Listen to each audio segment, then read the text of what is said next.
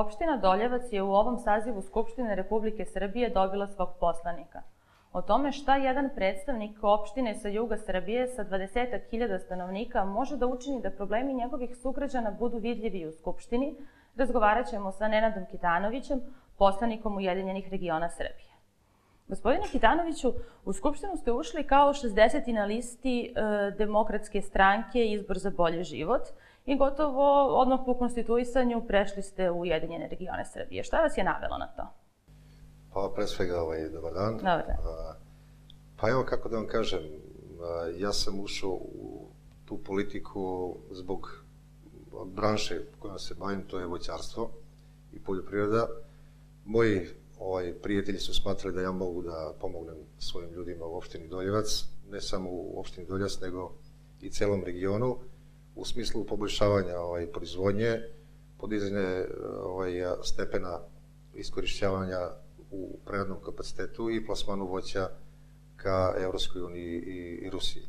I ja se nadam da ću da opravdam Ali zašto ste iz Demokratske stranke prešli u Ujedinjene regione Srbije? Da li ste to vidjeli kao bolju mogućnost da upravo u poljoprivredi pomognete Doljevcu? Pa naravno, obzirom da su takva dešavanja bila na samom početku i u samoj Demokratskoj stranci, ljudi me praktično nisu poznavali u Demokratskoj stranci, imali smo određene probleme, ali to je sasvim spontano se desilo da ja upoznam gospodina Dinkića, naravno predsjednik opštine Doljevac, gospodin Ljubić. Jednom prilikom smo popili kafu, govorili celog života upravo šta ja radim. To se poklopilo sa ciljevima Ujedinjenih regiona Srbije i to je jedini razlog zašto sam prešao. Da li ste imali pre toga neku funkciju u Demokratskoj stranci kako ste dospeli na listu? Ne, nisam imao, to je bilo na preporuci gospodina Boška Ristića. Ja sam njemu zahvalan. Poznajemo se 20 godina i mislim da njegovom odlukom smo upravo doprineli da ja pomognem, da budem u prilici da mogu da pomognem i Doljevcu, i Nišu, i Vranju, celom jugu Srbije. A kakvu je reakciju izazvao vaš prelaz u Ujedinjene regione Srbije, s obzirom na to da se dosta pisalo o tome, su svi mediji propratili tu vest? Pa svakako svaki prelazak za neke bolan, za druge pozitivno da kažem. U tom momentu su ljudi samo gledali koji je poslanik po broju poslanika više ili manje. Znači nije se gledalo da li ja mogu nešto da doprinesem stvarno ili ostati u opoziciji. Nije meni bio problem ostati u opoziciji, problem je bio komunikacija unutar stranke. I to je... Šta je bio problem u komunikaciji? Pa jednostavno ja sam bio novo lice. Znači ljudi nisu znali zašto sam ja tamo, čak su me smatrali nekim doušnikom nekoga i tako da sam smatrao da ja tu stvarno ne mogu da, ako sam već tamo, da ne mogu da doprinesem nikako razvoju Doljevca po pitanju poljoprivrede. Jedini ste poslanik iz Doljevca trenutno. Kako uspevate da neke probleme koje se tiču lokalne sredine ipak iznesete u Skupštinu? Da li ste uspeli u tome i kako to radite? Pa obzirom da sam u odboru za poljoprivredu, ja sam imao pre nove godine 2 amandmana koji su nažalost odbijeni. Tu sam hteo da izmenim što se tiče poljoprivrede, voćarstva od ratarstva i oticalo se povećanje subvencije po hektaru. Međutim, obzirom da je država bila, da kažem, u nemogućnosti da odgovori, to je ostalo za neko drugo vreme i inače se zalažem da to bude po kilogramu prve klase bilo kog voća ili povrća, mislim da je to naj... Kakva je situacija sada, a za koju se vi zalažete? Pa ja lično svoju poziciju pre svega vidim kao promoter svog regiona i trudim se. Znači ja sam u grupi prijateljstva mnogih država, Belorusije, Rusije, Švedske, Nemačke, Francuske. Da li tu možda ima mogućnosti za investicije? Naravno, to je moj jedini cilj. Imamo dobru koordinaciju sa opštinom Doljevac, snimljen praktično materijal, na tim skupovima se trudim da ispromovišem šta može opština Doljevac, uopšte i grad Niš, ne samo Doljevac. I u tom smislu smo dosta, da kažem, učinili, obzirom da je vrlo blizu potpisivanje ugovora sa fabrikom Leoni, imali smo pregovore sa švedskom firmom o izradi kontejnera i vrlo brzo jedna hladnjača, odnosno kompletna prerada, hladno-topla prerada u Pukovcu. A šta ste do sada učinili kao narodni poslanik za Doljevac? Pa eto upravo to što sam rekao, znači investitori iz Švedske se nadamo da će da potpišu ugovore, to je, da kažem, i moja zasluga i zasluga gospodina Ljubića i ti preradni kapaciteti što se tiče poljoprivrede konkretno, jer upravo zaposliće se 100 ljudi u toj fabrici, ali daleko veći broj ljudi će biti aktivirano u samoj proizvodnji jagode, kupine, višnje, paprike, gde ćemo prerađivati. Vi niste u lokalnoj vlasti i kakvu komunikaciju imate sa sugrađanima u Doljevcu? Kako oni mogu da dođu do vas i da vam skrenu pažnju na svoje probleme koje biste vi posle mogli da dalje, o kojima biste mogli da pričate u Skupštini? Pa da vam kažem, svakodnevno sam sa ljudima. Znači, nikada nisam vodio računa ko je iz koje partije.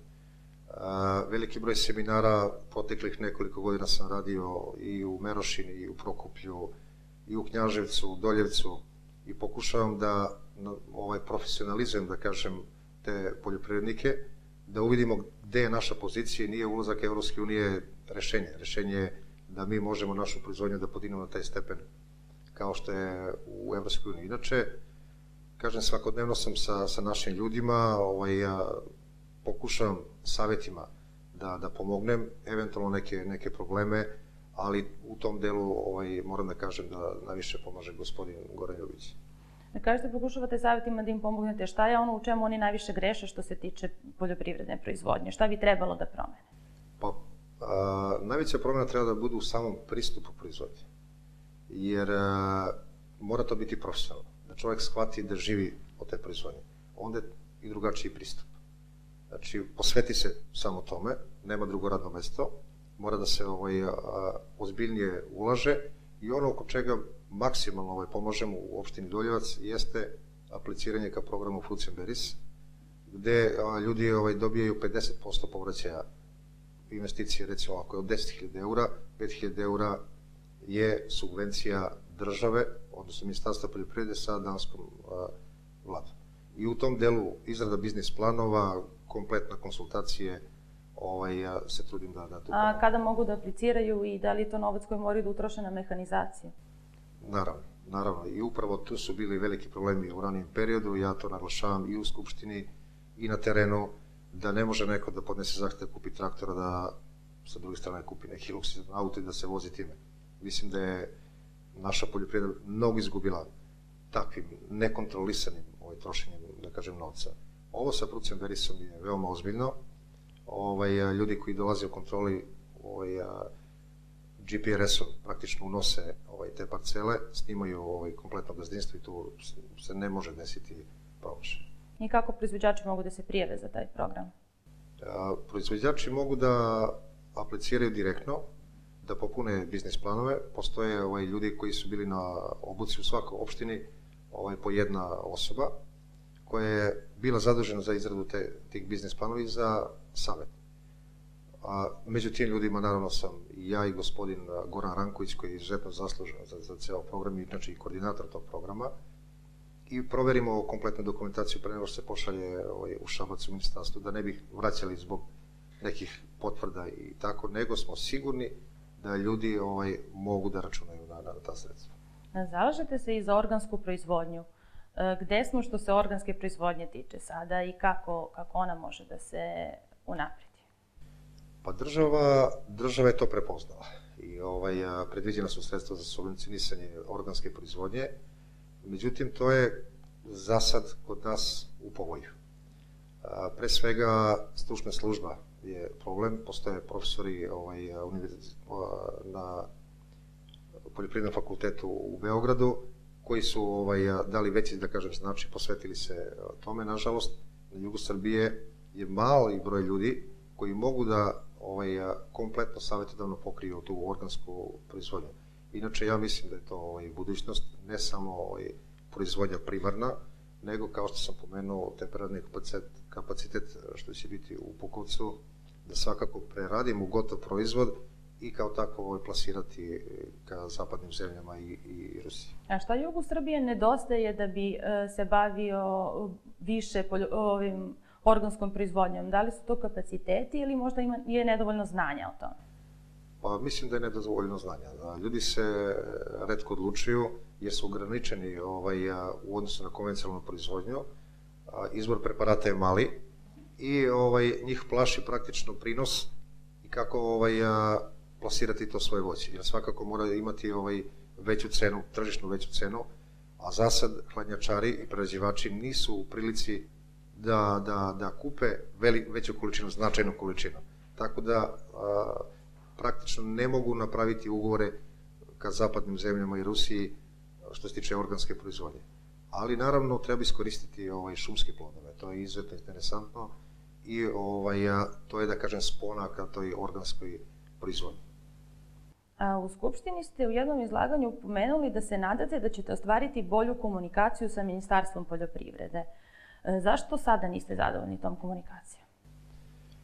Pa, celokupna situacija, politička situacija je učinila inače što ste konkretno tiče gospodina Kneževića, imam najbolje mišljenje, međutim, unutar ministarstva to ne funkcioniše na najbolji način kako bi trebalo. Šta bi trebalo da se promeni? Pre svega, treba veći broj ljudi da bude uključeno, veći broj ljudi sa terena, da se prenese, kao što i ja pokušavam, naravno, konkretne probleme. I ako donesemo neki zakon koji je neprimenjiv na terenu, onda nismo tu uradili ništa.